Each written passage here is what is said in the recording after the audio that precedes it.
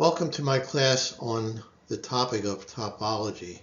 This is a very short introduction. I just want to give you a short summary of the subtopics in the class. I'm recording this before I've completed the entire video set, but I'm anticipating it's somewhere around 25 to 30 videos when done. And I'll give you, as I say, I'll give you an overview of that on the next slide. On this slide, I briefly go over the content of the video series. The first set of videos, actually 6 of them, are on the topic of surfaces.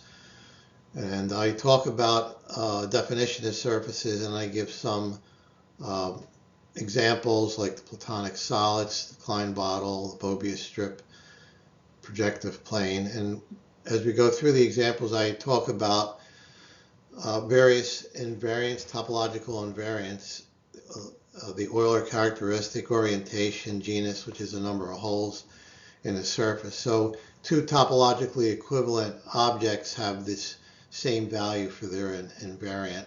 So that's why it's important. Then in the last video from that part of the video series, I'll give a classification of surfaces. Then we'll move on to metric spaces, which is a mathematical structure involving distance, and it's more abstract than surfaces. We'll talk about the definition, of course, and some examples. We'll talk about open and closed sets, completeness, compactness, continuous functions, and then we'll move on to a more abstract topic. It's another mathematical structure known as a topological space, where a metric space is an example. The metric space is a good first example because it has a lot of the structures that we talk about more generally in topological spaces. So it kind of eases you into the concept of a topological space. We'll cover some of the same topics, but in a more general setting: open and closed sets, continuous functions, subspaces of topological spaces, something called a base of a topology or a topological space, and then compactness and connectedness. And then I even have a slide kind of relating the general topological spaces to the surfaces that we started with. So I hope you go through the whole series, and as I say, the first 6 videos will be downloaded at the same time I'm recording this video, and then the other ones will come hopefully in the following months. So this slide is, in a sense, the most important slide in my introduction, because the slides that you're going to see in the different videos are based on section 3 of my book, Mathematical Vignettes, Volume 3. The book is, at least the electronic version, I'm making freely available along with all my other books.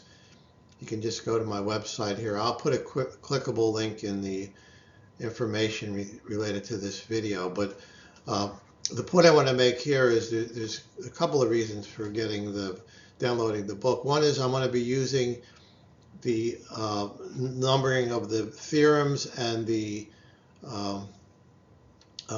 references from my book in my slides. So you might see reference 57 in my slides, and I'll just mention when I'm doing the particular video that please see my book, and you can go there and look up reference 57. The other thing are the theorems, which I'll use the numbering from my book.